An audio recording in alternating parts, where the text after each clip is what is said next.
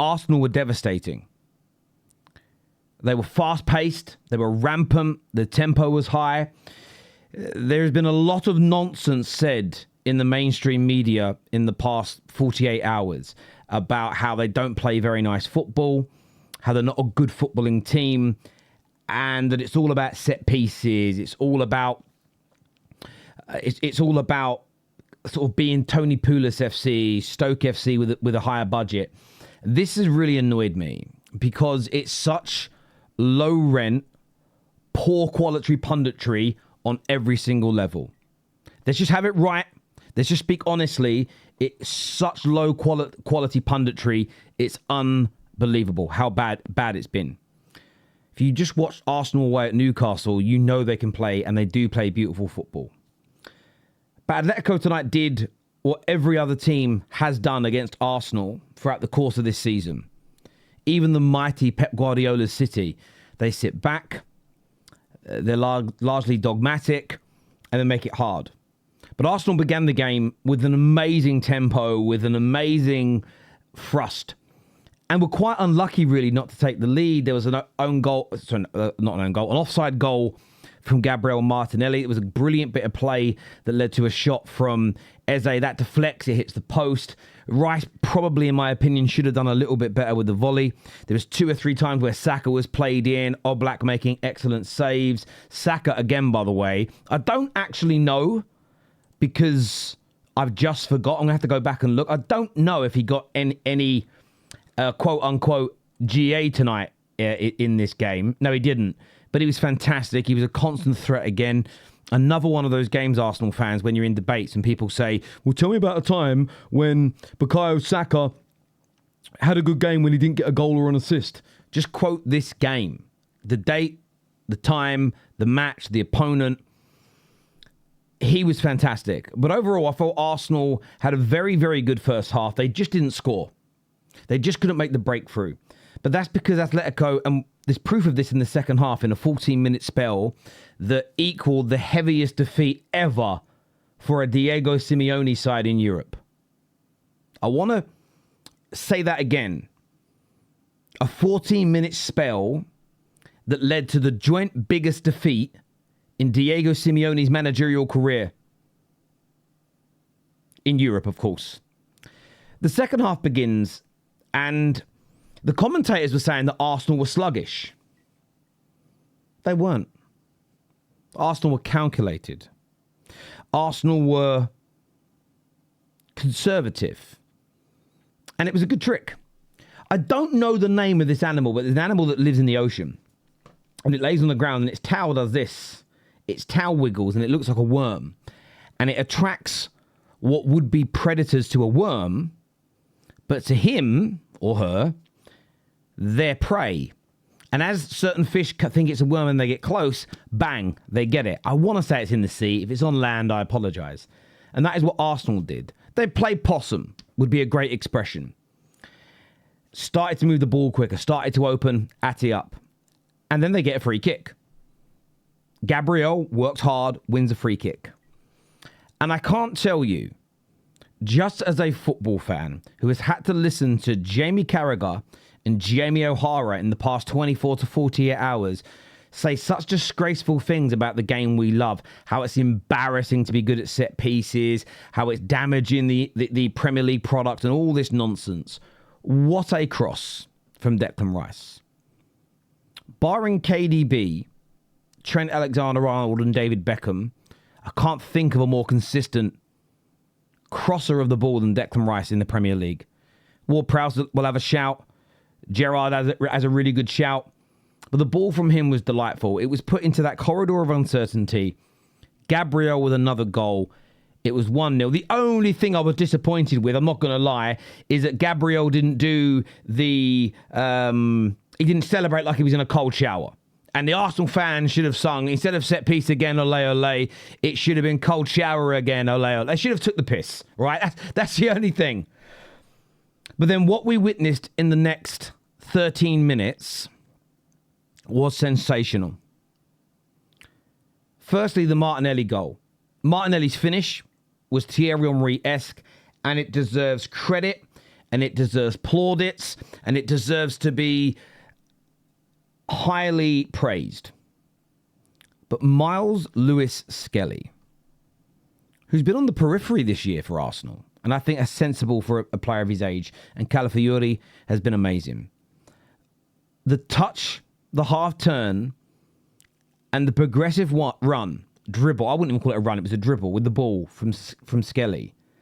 The weight of pass, those three things, well, four, touch, turn, dribble, and pass from Miles Lewis Skelly, it gets the assist. I mean, that's maybe the truest version, the most complete version of an assist you'll ever see. You'll never see an assist more true, more complete, more deserving than that from Miles Lewis Skelly.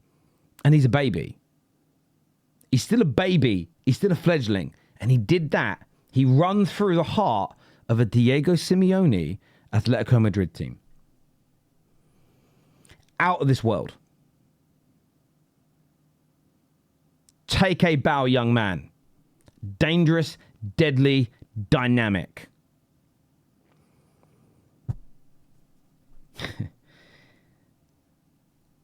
We already started to see what then happens when a team opens up. Because as soon as they conceded, they opened up 2-0. They stayed open. They spread like peanut butter. 3 minutes later, another well-worked goal. The finish, there's a little fortune. There's a little fortune for Victor Gyökeres. But the build-up play to that goal again cut Simeone's Atletico Madrid to ribbons. The ball then falls at Victor Gyökeres, and he may never score a scrappier goal. The finish in itself, I mean, the play at 0-0, there was a great bit of play on the edge of the box where Zubimendi puts the ball into Gyökeres. He gets a good touch, and the goalie saves it. That would have been a more beautiful, elegant goal to watch. The finish for Gyökeres' first goal was very scrappy, there's no doubt. No one's going to deny it. But I don't think he cares. I don't think Arsenal fans will care. They'll just look at that and go, we got it done, we did it, we delivered. 3 minutes after that, this was from another set piece, which again, I think every time Arsenal fans score from a set piece, your celebration should be so loud, so noisy, so potent that every single rival gets sick to their back teeth of it. Another very good cross. This time Gabriel becomes the provider by heading it back across goal. And there he is, with his penis to put the ball into the back of the net. Victor Gyökeres scores a goal with his manhood, makes it 4-0, and there you have it, a rout. That is what happens. That is what happens when teams open up against Arsenal Football Club. That is what happens when you go 1-0 down, then you try and play. That's why Fulham players just sat back, even with 5 minutes to go. They went, it's not worth it. Because that is what this Arsenal team can do. And I've been sick to my back teeth of listening to the awful punditry blaming Arsenal for everybody being negative when they play them. Everybody else sitting behind the ball and Arsenal getting blamed for it. Like they're bribing opponents to be 11 men behind the ball. Like they're bribing opponents to not attack. And they've played some really good teams. And I say this with the utmost respect to Newcastle. I watched Newcastle outclass Liverpool for the better part of 90 minutes. They couldn't do it against us. They had periods in the game because Newcastle were very good, but they weren't dominating them. And Newcastle had to be more pragmatic in that game. Liverpool at Anfield, they weren't that attacking. There was no way Arne Slot would have gone 4-2-4 against Arsenal at any point to win a game, whether he's drawing or losing, because this Arsenal team will cut you to shreds. This Arsenal team scare opponents. Now, fans of rival clubs, depending on what club you are, you might go, I ain't scared of Arsenal. That's your prerogative. Teams are. Don't miss my words up. I'm not saying you're hiding. Don't be a man-child. Terry says I hide under my bed after Arsenal. Instead of like I'm scared, calling for my daddy. No. Actual teams, professional football players are scared. They never admit it. They're men. Men never like to admit what they're scared of. The fact that nobody wants to attack them speaks volumes. Well done to Victor Gyökeres tonight. There's been a lot of criticism on this man that he doesn't deserve. You think of all the new number 9s that have joined the Premier League or all the big number 9 exchanges so far this season. He had 3 goals already, but was getting more stick and more scrutiny than some far more expensive players that have already been in the Premier League. He was getting... You probably only Voldemade, really, of all the new number 9s in the Premier League at the bigger clubs. I know there's obviously Tudor at... is Tudor is his name? Or is it Jesus? Why am I saying Tudor? I might have got his name wrong. The gentleman at Brentford who's had a very, very good start and everything else. But I'm talking about the Champions League clubs and the traditional Big Six clubs. Voldemade has had a brilliant start. But I felt that Gyökeres' criticism has been absolutely ridiculous. So I'm glad he got his brace today. Kind of wanted him to add a hat-trick to it, just again for the media to see what they would say and do. But that's 5 goals for him in what, 10? Is it 10, 11 games? I'm not even sure how many games he's played yet for Arsenal, if I'm being absolutely honest with you. Can't be that much more. I've only played 8. Well, that's 11, I suppose. Maybe it is 12 because he's come on for some subs in some games. Yeah, it's 12 because he came on in the League Cup. But that's 5 goals in 12 games. It's not the greatest return ever. I'm not, you're not sitting here at 100% or anything, but it isn't the end of the world. And I think what he's going to now do after that is that confidence to be back. I wouldn't like to be a defender up against him this weekend.